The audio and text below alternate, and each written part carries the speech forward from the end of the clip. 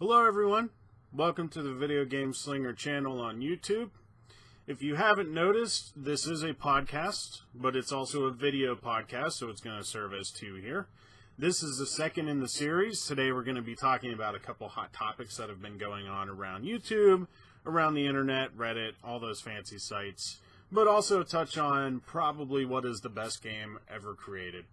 And if you don't know what it is, you didn't listen to the first podcast, you will very shortly. So, before I begin, I want to introduce myself. If you haven't watched any of my other videos, my name is Mike, and I want to let you know that this is a safe place, okay? I express my opinions, I have no problem doing it, and neither should you. I will never come down on you for expressing your opinion. Now, I can't guarantee anything in the comments because I'm not all those people, so I have no control over that, but I want you to express your opinions because that is one of the most important, if not the most important thing on the internet right now and pretty much in any media. It's called free speech, and we need to make sure that shit hangs around. Okay? Now that I'm done with that, so if you've been living under a rock, you may not have heard of this whole Bethesda Fallout 76 thing, right? I am not going to jump on the hate train, okay? I'm not going to do it. I'm not going to talk about anything that Bethesda did after releasing Fallout 76.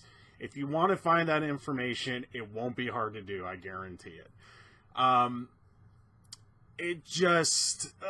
feel like if I even start to talk about it, we're just going to start heading down that path. So, the only thing I'm going to talk about today, we're going to have what you could call a positive, negative light kind of thing. So we're going to talk about something very positive going on in the gaming world, touch on a couple of those, great games that have come out this year that have really astounded, one in particular. And then we're also going to talk about some negative things that have happened in the gaming world, but only in relation to video games. I'm not going to talk about PR disasters, which there have been plenty of those. I'm not going to talk about any of that kind of jazz, all right?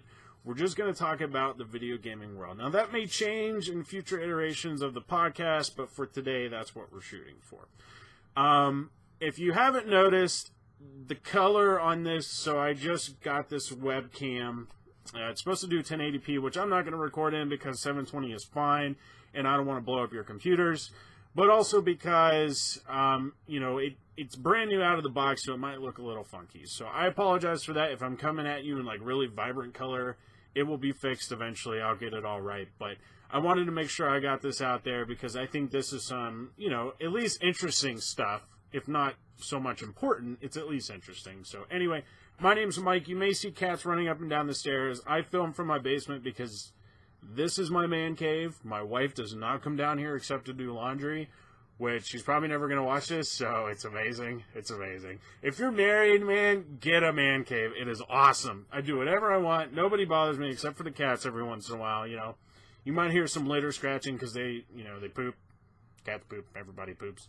You might also hear the heater come on from, time to time. But honestly, it's everything I could ever ask for. I got my custom-built computer here. I got my big old curved TV back there. It's everything I need. So this is where I'm going to be coming at you from now on. I filmed a couple other videos down here. Never really got this far along with it, but I'm ready to do this. So anyway, I don't want to detract too much from today's main goal. So, Fallout 76. Well, first, let's kind of focus on some other things here. So I have some notes. I think it's important to come prepared. So forgive me for this, but I kind of had some things written down, just some things that I want to touch on, some things that I got off the internet, because the internet is amazing for that. But essentially, I want to touch on the fact that there have been some really good things this year, and there have been some really bad things. So some of the great things that happened this year, right? So first and foremost, we had a couple great games come out. I mean, when I say a couple, I mean a few. So Spider-Man, come on, man. Spider-Man's back, and he is kicking ass. I've actually already platinumed it. I did a review. If you haven't seen it, it's on videogameslinger.com. That game was just phenomenal. I didn't rate it a 5. I think I gave it like a 4.5, but it definitely kicked ass, and it's so worth it. So if you like action games, any kind of platformer, open world game, even if you don't like the whole comic book thing, still amazing. Still amazing. A game that I really want to get into, and I try to get into for like 3 to 4 hours one day, is Monster Hunter World. I still have it.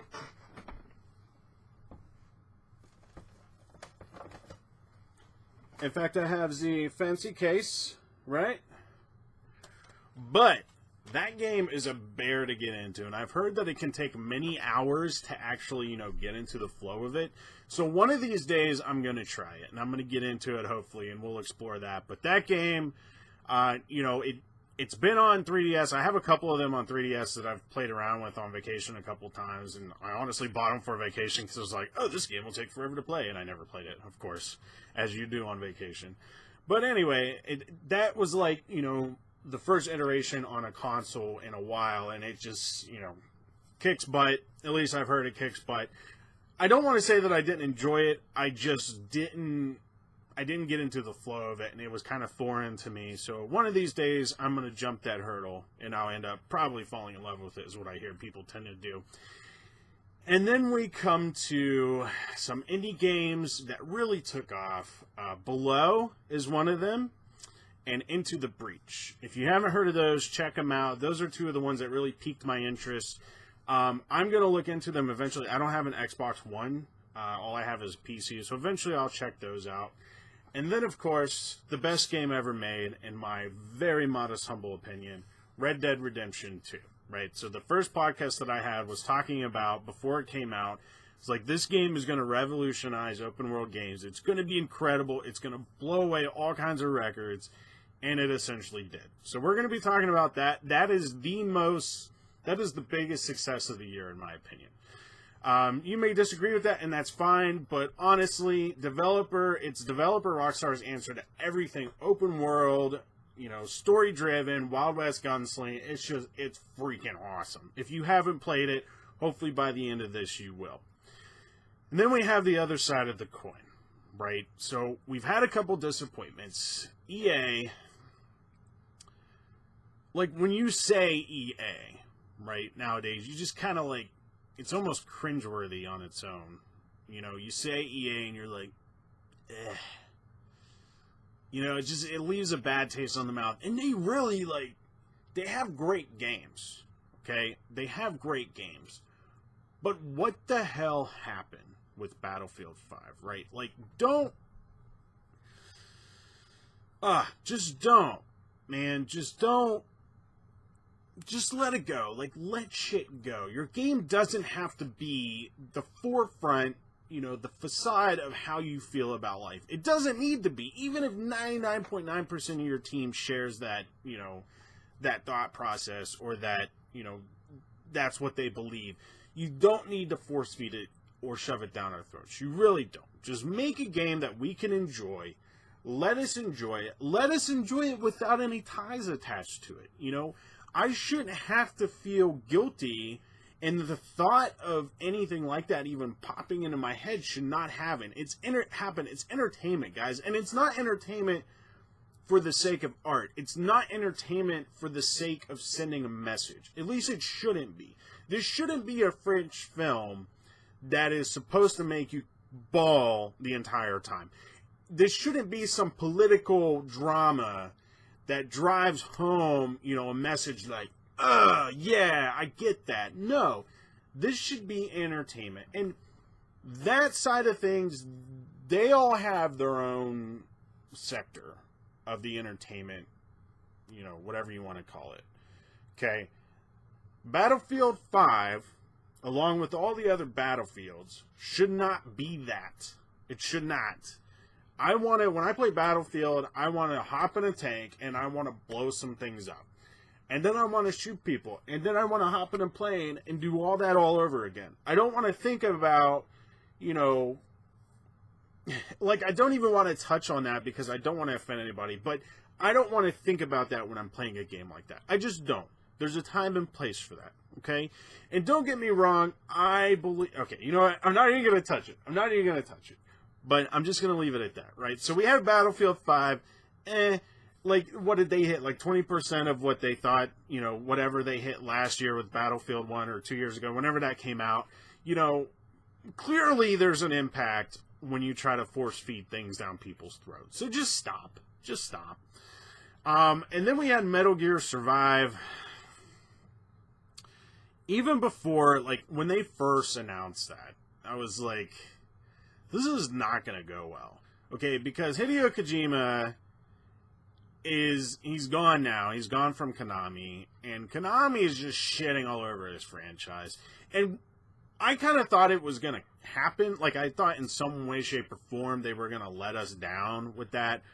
But not in such quick, rapid succession. Like, he literally just left, what, a year and a half, 2 years ago? And they've already just crapped all over his IP. And it's just like, just stop, okay? Just, if you want to build Metal Gear 6, and you want to make it different and your own, and it's unique and all that, cool, do it. But don't literally take a game that was phenomenal and then remake it to make this, like, zombie survival, whatever the hell you want to call it thing. Just don't, man. And it's bad. It's bad. Just, I don't even want to think about it. Like, it's like they took the IP, threw it into a burlap sack, tied the sack off, beat it with 500 aluminum bats, and then just, like, tossed it into, like, a den of wild mountain lions. And then, essentially, they just killed it. Just stop. Just don't do it, guys. It's craptastic, right? Oh, and then we have the epitome of craptastic, which brings us around to one of our main points today, Fallout 76. Okay. Let's have a moment of silence for Fallout 76. That's plenty of time. Okay, so Fallout 76, right? When it was first kind of announced, maybe a little bit after it was initially announced, when they started bringing out the videos and all that, I was like, all right, you know, this could be interesting. It could be unique. It could be ESO for Fallout. And I mean, ESO was kind of a tepid response. You know, it's still around. It's still all right. You know, I have a character on there that I don't even know when I last played it, but it's all right. Like, it's doing well. Expansions are coming out, all that. So I think Bethesda was like, if we can do it with Skyrim, we can do it. No, you can't. It sucks. It sucks. It's so bad. It's so bad. I haven't even played it. I've just watched videos, and I know it's bad. And if you like it, do not get me wrong. We all have that game that we play that nobody else likes, okay? I'm not trying to piss anybody off or offend anybody. I have games on my shelf right now that I would be embarrassed to show you, okay? Because people hated them, but I love them. Like, there was this game called Too Human back in the day when I did video game reviews. I reviewed Too Human for GamingExcellence.com, which is like this Canadian-based website. It's still around. I used to do reviews for them, right? And they had this game called Too Human. And everybody was, like, giving it, like, C's and, like, B minuses, and I loved it. I loved it. Like, all the gear and all the cool, like, drops and stuff like that. Like, I nerded out so hard over that game, right?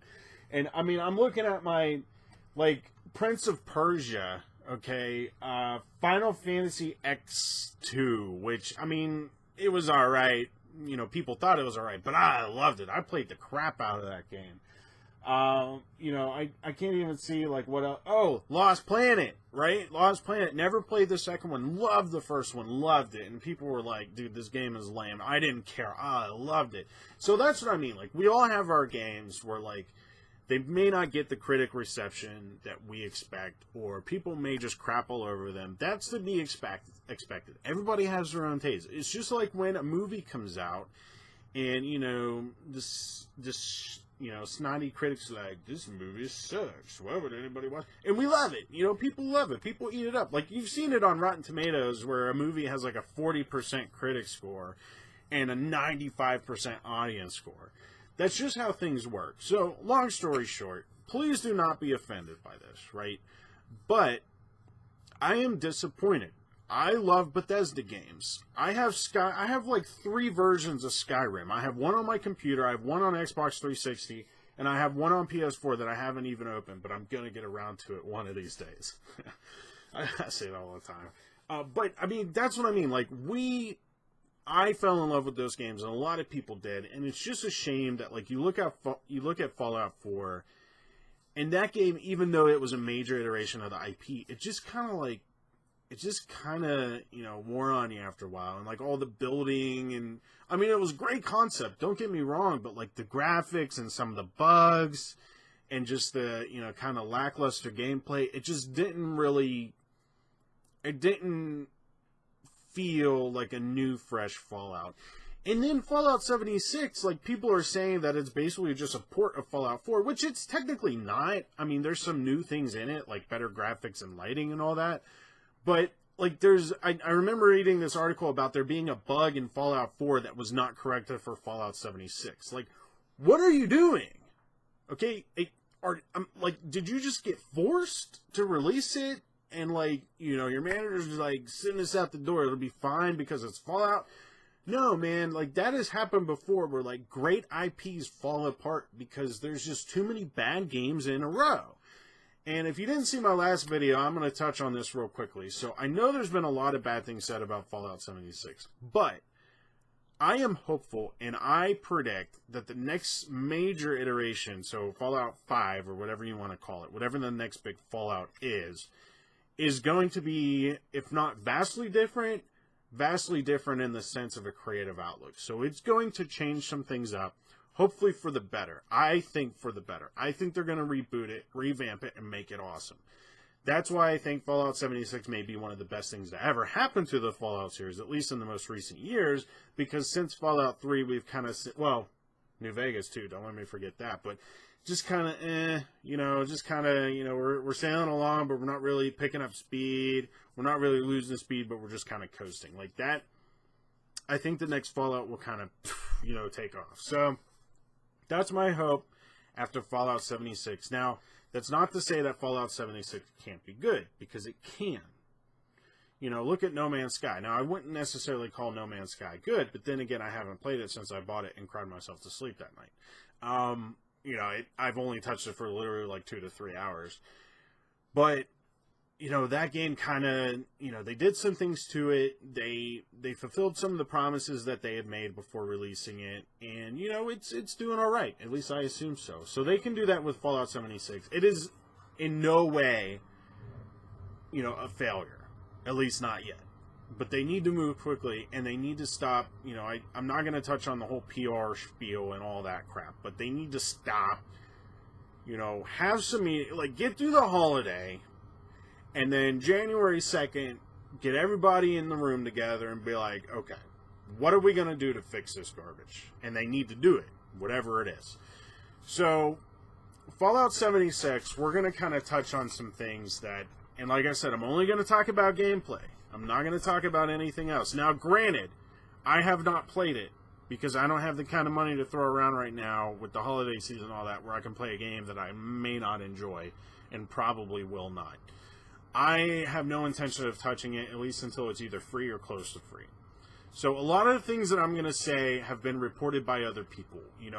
I get a lot of my information from, like, Forbes, Kotaku, places like that. Now, I don't always agree with their assessments, and I don't always agree with their reporting, but I assume that the factual information is just that it's factual. So, anyway, and these are things that I've kind of followed up on, and, like, I watched the other night on PS4, I watched people play it, and I kind of listened. You can learn a lot from the player base. When you listen to people that are in a group with other people talk about the game, you can tell how well it's doing just based on that. So these people that I was listening to, this female was playing, and these two males were with her, right?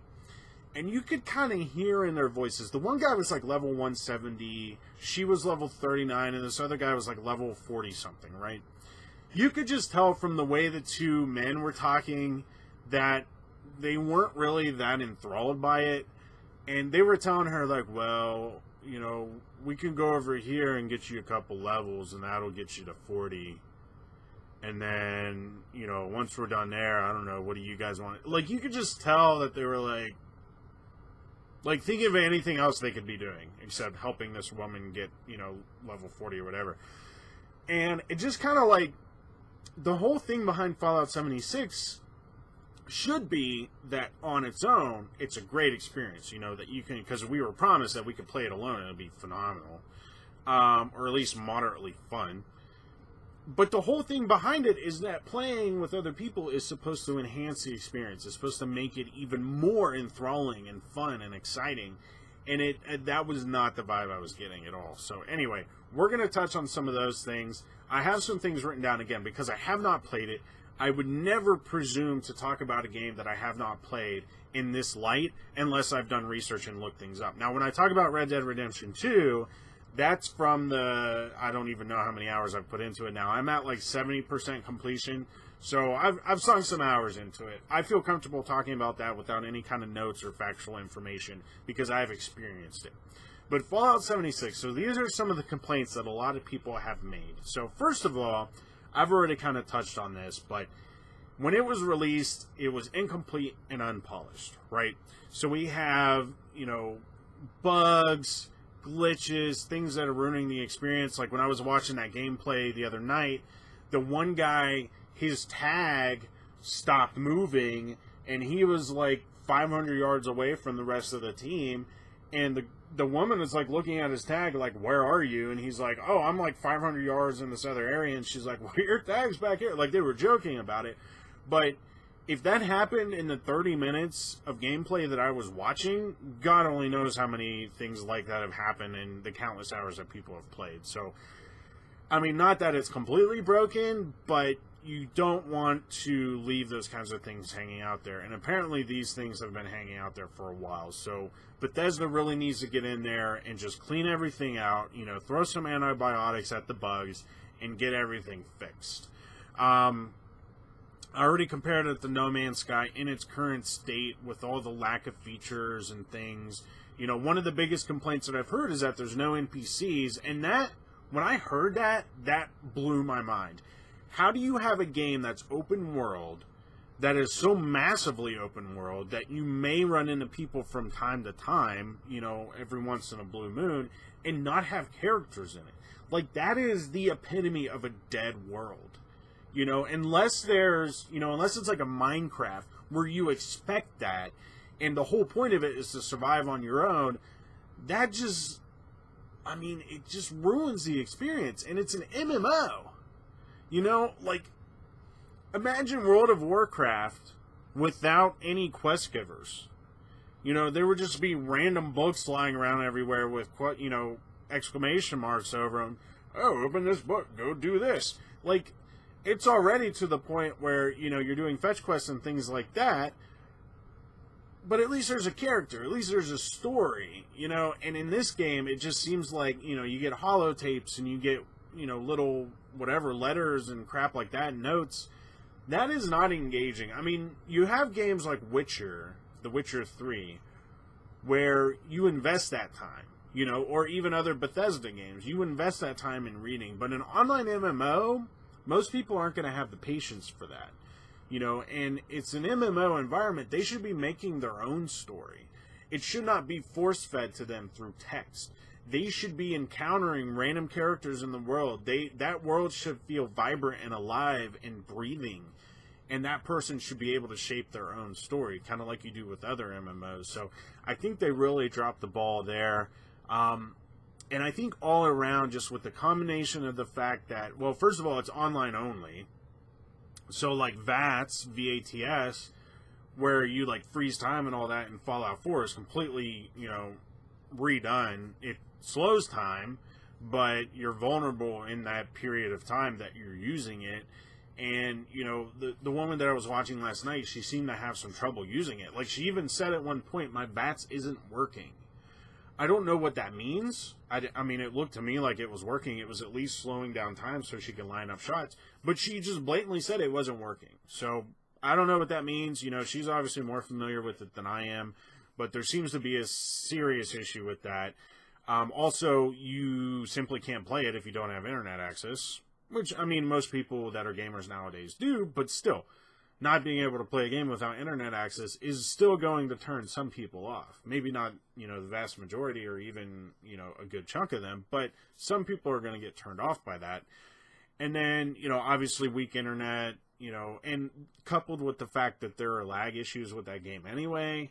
If you have slow internet and you have lag issues because of glitches or bugs in the game, you're not going to enjoy it, because you're not going to be able to play it with other people, at least not reliably, and you're also not going to get the full experience, So, anyway, I think all of those things kind of put together just make it feel unimaginative and boring. I think it just turns people off because nobody wants to play a game that feels dead or lifeless or, completely devoid of anything, hurrying them to the next objective. If there's no overarching story or, objective, then what's the point? I mean, I can play any online game and run from point A to point B to collect object X, but that doesn't mean I'm going to enjoy it. In fact, we've seen countless MMOs, WildStar, Warhammer, God, the list goes on, that have just completely crapped out because nobody wants to play them,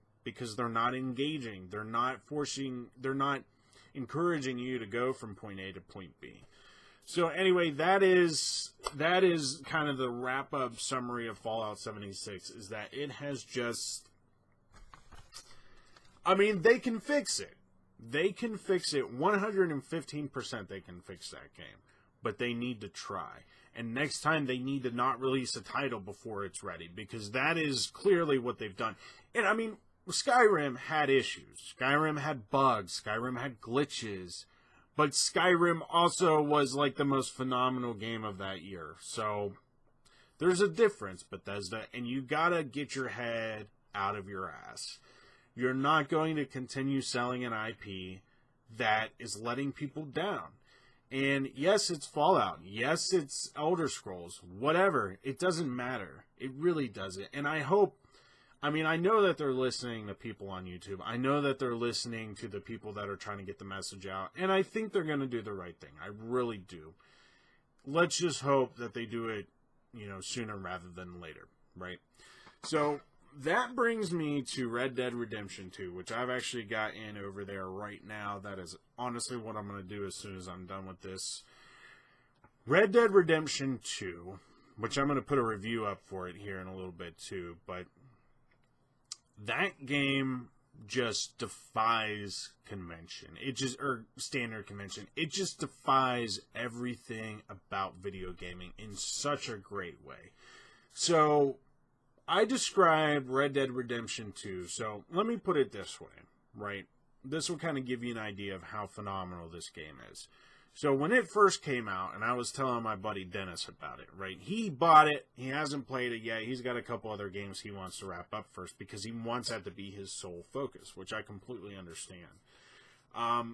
But like the way that I would talk to him about this game, it wasn't, dude, I got to this level and I got this weapon and I did this, and then, I interacted with this character. No, it was like, so I got on my horse and I'm running through the woods and this crazy lady jumps out with a knife and all these guys in masks drop down from the trees and attack me.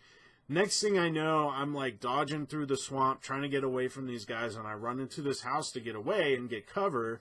And in this house, I find this note talking about that there's people in the like, that is Red Dead Redemption 2 in a nutshell, is that it is like real life compounded into, a 100-hour experience. And it's nuts. It's literally nuts because you play that game and you feel like you're there. You feel like you're making a difference in a living, breathing world.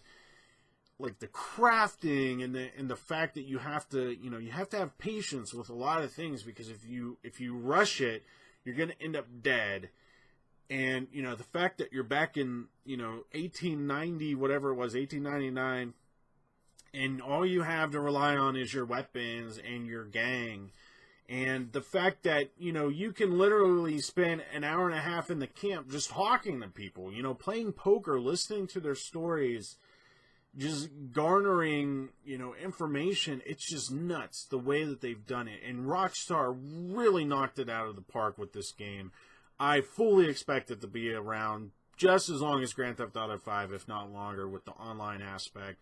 Online has a few things with it that could be better, but again, it's in beta. At least it was when I last played it, a few weeks ago, or a couple weeks ago now. I don't know how long it's been, but it has some things that can be better, but honestly, it's great. It's great how you can go right into matchmaking. You can be running and gunning on the run, and you can hop right into matchmaking and earn experience.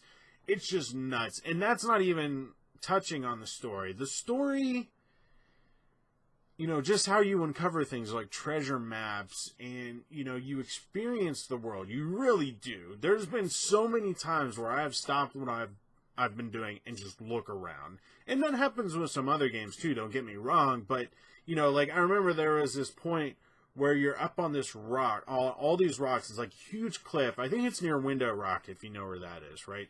You climb up to the top of Window Rock, and you're just looking down, and it just looks phenomenal. And it's crazy because you know that if you go into those areas, there's going to be something to do there. I don't think I've run more than a mile in this game and not found something to do. Now, some of it gets a little repetitive. You are going to see similar scenarios, but they put them in there so that you can both earn money, but also, you know, change your honor level. You know, say you had a bad run-in, you did a quest, and you lost, you know, 10 honor points. It gives you the chance to get those back up to where you want to be. And that's another thing. The honor level, the honor system is handled wonderfully. It really is, because, I mean, you can literally just walk through a town and wave to people. That'll raise your honor. And the way that it affects your overall story and how characters interact with you and how the world interacts with you is crazy as well. I remember, so it's over where, I want to say it's the McMurphys or whatever have you. I don't want to go into too many details either because I don't want to spoil this for people. But it's in a swampy area where there's like this little swampy village, right? And it's your standard, you know, like it's your standard video game parody of, you know, Southern folk or whatever you want to call it. Not to offend anybody, I'm just saying it's a video game parody. It's a parody of those people. It's meant to be funny. But, you know, as you're walking through this area, I remember I accidentally ran over a pig with my horse. And obviously they all like freak out and start shooting, but I leave and I'm like, okay, you know, we're good, horse, good job, you got me out of there, whatever. I completely forget about it, right?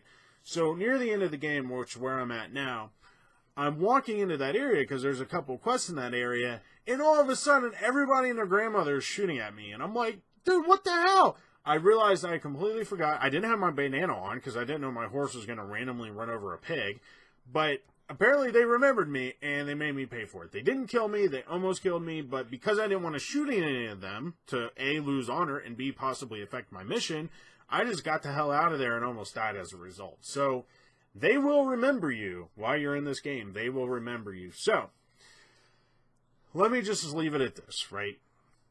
If you are any kind of video gamer, if you like, you know, first-person shooters, you like open-world games, unless you're like a diehard sports fan, which there's not really any kind of sports attributes in this game, forgive it for that, you know, you will find something of value in Red Dead Redemption 2. I guarantee it. And, you know, if you want to wait until it falls in price, which may not happen for a while, depending on how well, you know, assuming how well it's doing, but if you want to wait for that, I completely understand. But I guarantee you, if you pick it up, you will enjoy it. And you will get lots of hours of enjoyment out of it, as long as you put in the effort. I will say this. The only downside to Red Dead Redemption 2 is the first hour to 2 hours. It's a little bit of a slog. It's a little slow. You know, I was enthralled by it because I knew what was to come. But if you're new to the game, you don't know much about it, that may put you off. Do not let it put you off. Get through the first hour, 2 hours, 3 hours, whatever it takes, because then the world opens up for you, and you can just go do pretty much whatever the hell you want. That is the only downside to that game. So please, do yourself a favor, pick up Red Dead Redemption 2.